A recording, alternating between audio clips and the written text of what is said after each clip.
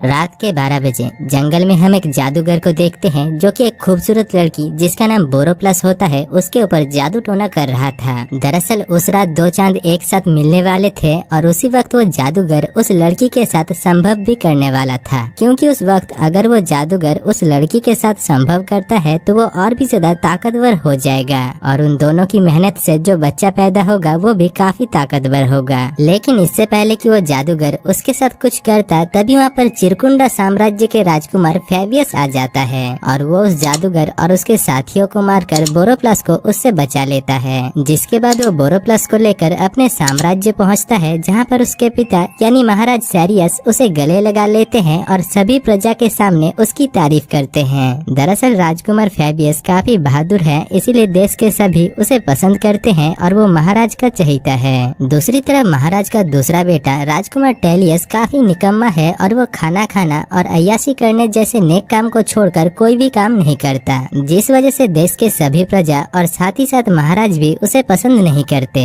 खैर इधर बोरोप्लस जो कि दिखने में काफी खूबसूरत थी, उसको देखकर फेबियस उसके प्यार में पड़ जाता है और वो उसके साथ शादी करने का फैसला करता है, जिसके बाद महाराज भी उन दोनों के शादी के लिए इजाजत दे देते हैं। रात में जब सभी एक साथ बैठकर खाना खा रहे थे तभी टेलियस काफी परेशान था, इसलिए फेबियस उससे पूछता है कि तुम्हें क्या हुआ है। दरअसल फेबियस अपने भाई टेलियस से काफी प्यार करता है और वो चाहता है कि चिरकुंडा देश का राजा उसे नहीं बल्कि टेलियस को बनाया जाए। खैर अगली सुबह उनके देश का एक सेना जिसका नाम आयरन मैन था, क्योंकि उसका एक हाथ लोहे का बना हुआ था, वो एक आदमी से कहता है कि टेलियस काफी निकम्मा है और वो इस देश का राजा नहीं बन सकता है, क्योंकि आज तक उसने कोई दुश्मन को मारना तो दूर की बात कोई मच्छर को भी नहीं मारा है। दूसरी तरफ हम टेलियस को देखते हैं जो कि ये सब कुछ सुन लेता है और उसे काफी बुरा लगता है, इसीलिए वो महल को छोड़कर वहाँ से चला जाता है। इधर थोड़ी देर बाद महल में फेबियस की शादी का रिवाज शुरू कर दिया जाता है, लेकिन फेबियस अपने भाई टेलियस के बिना शादी करना नहीं चाहता था, इसीलिए वो उसके लिए काफी देर तक इंतजार करता है। पर तब के जमाने में कोई फोन या फिर व्हाट्सएप ना होने की वजह से वो उसे कोई फोन या फिर मैसेज नहीं कर पाता, जिस वजह से वो उसके ना आने पर बोरोप्लस के साथ शादी करने लगता है। तभी हम देखते हैं कि वहाँ पर चद्दर ओढ़कर एक आदमी आता है और ये आदमी और कोई नहीं बल्कि वो जादूगर है जो कि अभी तक मरा नहीं था।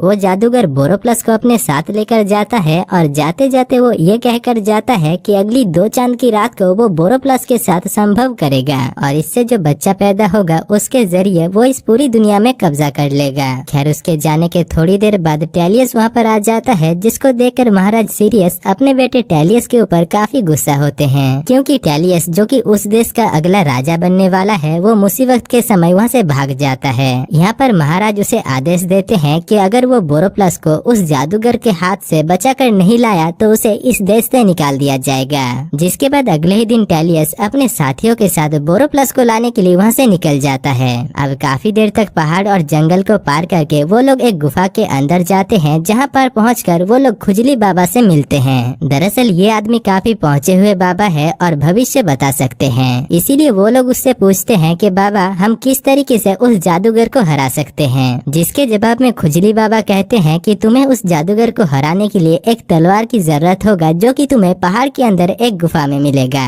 अब उस गुफा में जाने का रास्ता वो लोग नहीं जानते थे, इसलिए बाबा उन्हें एक कंपास देते हैं, जिसके बाद वो लोग उस कंपास को लेकर अपने सफर में निकल जाते हैं। काफी देर तक चलने के बाद वो लोग जंगल में एक जगह पर आराम करने के लिए रुकते हैं और इसी दौरान उनका एक बूढ़ा साथी उनसे दूर जंगल के अंदर जाता है और वहाँ पर पहुंचकर वो कुछ जड़ी बूटियों को घिसकर काला जादू करने लगता है। दरअसल वो बूढ़ा आदमी उस जादूगर के साथ मिला हुआ है, इसीलिए वो उस जादूगर को फेबियस और टेलियस ने जो प्लान बनाया था वो बता देता है। दूसरी तरफ उनका और एक साथी पेड़ के पीछे से उस बूढ़े आदमी को जादू टोना करते हुए देख लेता है, जिसके बाद वो ये बात फेबियस को बताता है और वो तीनों उस बूढ़े आदमी को पकड़ने के लिए उसके पास जाते हैं। यहाँ पर फेबियस उससे पूछता है कि क्या तुम उस जादूगर के साथ मिले हुए हो, जिसके जवाब में वो बूढ़ा आदमी कहता है कि वो उसी के लिए काम करता है। इसके बाद वो बूढ़ा आदमी 2 पत्थर को निकालकर वो दोनों को एक साथ टकराता है, जिससे फेबियस और टेलियस कुछ वक्त के लिए अंधे हो जाते हैं। दूसरी तरफ वो बूढ़ा आदमी वहाँ से भागने की कोशिश करता है, लेकिन राजकुमार का वो साथी उसे पकड़ लेता है। जिसके बाद उस बूढ़े आदमी को सजा देने के लिए कैंप लाया जाता है और उसे आयरन मैन के हाथ पर छोड़ दिया जाता है। लेकिन यहाँ पर वो दोनों देखते हैं कि आयरन मैन के साथ साथ उनके सभी सेना उस जादूगर के साथ मिला हुआ है, सिवाय एक सेना के। इसीलिए वो दोनों अपने उस साथी को लेकर आयरन मैन से बचकर किसी तरीके से वहाँ से निकल जाते हैं। अब आगे जाकर वो लोग जंगल में एक जगह पर रुकते हैं जहाँ पर फैबियस एक पक्षी को महाराज के पास ये संदेश भेजने के लिए भेजता है कि उनके सभी सेना जादूगर के साथ मिले हुए हैं। खैर इसके बाद जब वो लोग जंगल में आगे बढ़ रहे थे तभी कुछ कबीले के लोग उन्हें पकड़ लेते हैं और उन्हें एक 5 मुंह वाले ड्रैगन के पास ले जाकर उनके सामने छोड़ देते हैं। यहाँ पर फैबियस उस ड्रैगन के साथ लड़ने लगता है, लेकिन ज्यादा देर तक वो उसके सामने टिक नहीं पाता और वो ड्रैगन उसके पैर में काट लेता है। अब क्योंकि वो ड्रैगन जहरीला था इसलिए फैबियस अपने उस साथी को उस जगह को चूसने के लिए कहता है जहाँ पर उस ड्रैगन ने उसे काटा था। जिसके बाद वो साथी भी फैबियस के उस जगह को चूस कर जहर को बाहर निकाल देता है। दूसरी तरफ वो ड्रैगन उन्हें मारने के लिए आ रहा था, पर तभी वहाँ पर नकाब पहनी हुई एक लड़की आ जाती है और वो उस ड्रैगन को जान से मार डालती है। दरअसल उस कबीले के सरदार ने उस नकाब पहनी हुई लड़की जिसका नाम इसाबेला होती है उसके पिता को जान से मार दिया था। इसीलिए इसाबेला एक भाला से उस कबीले के सरदार के ऊपर हमला करती है और उसे जान से मार डालती है। जिसके बाद वो चारों के चारों ही किसी तरीके से वहाँ से निकलकर भाग जाते हैं। अब जंगल के काफी अंदर पहुँचने के बाद उन्हें पता चलता है कि इसाबेला भी उस जादूगर से बदला लेना चाहती है, क्योंकि उस जादूगर ने उसके भाई को जान से मार दिया था।